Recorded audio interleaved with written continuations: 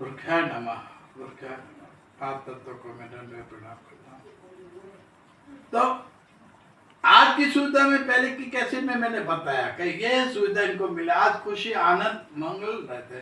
तो आज से बहुत साल पहले ये हुआ था कि नहीं हुआ था,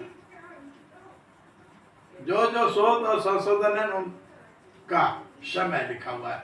तो सब परिवर्तन कब हुआ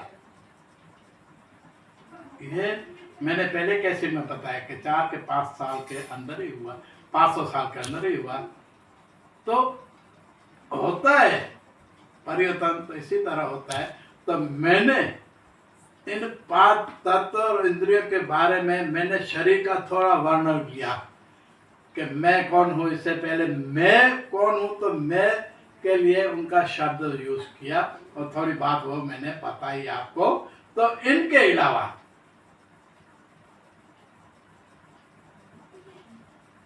मानव है, ब्रह्मांड की बात तो बाद में कहे, पहले खुद को पहचानने के लिए ये आएगा। तो मैं इंद्रियों से और 5 तत्व की बात वहां से छोड़कर बीच में ये शरीर का ले लिया। मैं कौन हूं इसका थोड़ा सा वर्णन कर दे। तो कहने का अर्थ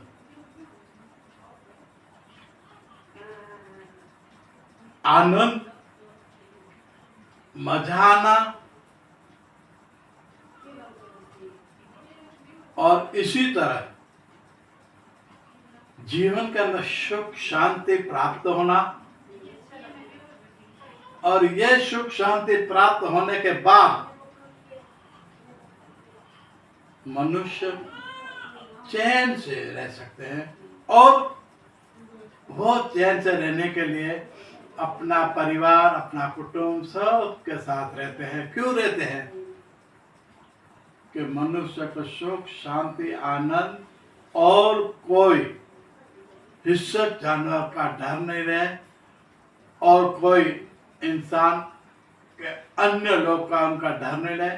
आराम से खा पीकर बच्चे के साथ आराम से तकियों के अंदर आराम करते हैं। तो इसका कारण यही हुआ कि मनुष्य को सुख शांति आनंद सब मिलता है और मिल रहा है।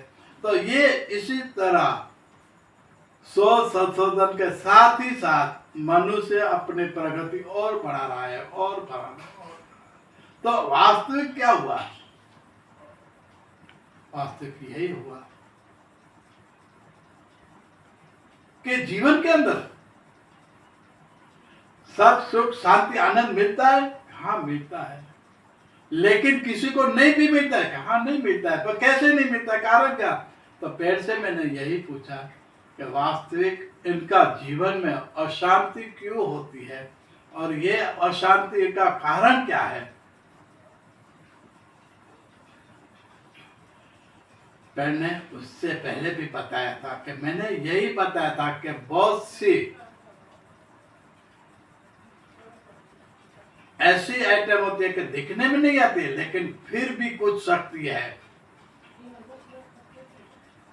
मैंने इसे पहले भी बोला था, पेड़ ने कहा था कि कोई भी किसी के ऊपर जादू टोना ये करना वो करना दुखी होना ये बिल्कुल नहीं होता है।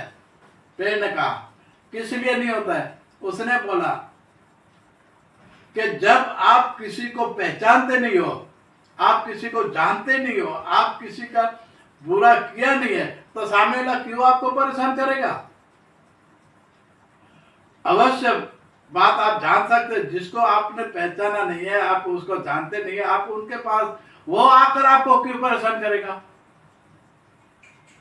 नहीं कर सकते। हाँ परेशान करेगा, छोड़ेगा भी नहीं। आप चाहे आपको कौन सी किसी भी शक्ति को बुलाओ, उसके बाप की ताकत नहीं है आपको छुड़ा सके।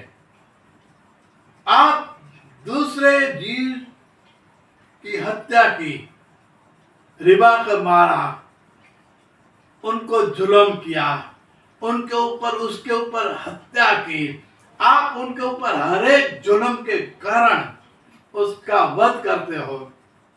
और बहुत वध तो इतना खतरनाक होते हैं, इतना बहुत। तो ये वध के कारण उसका जीव जो निकलता है ना वो बहुत दर्द के साथ निकलता है। और यही दर्द के बाद मैं और एपिसोड बाद में बताऊंगा।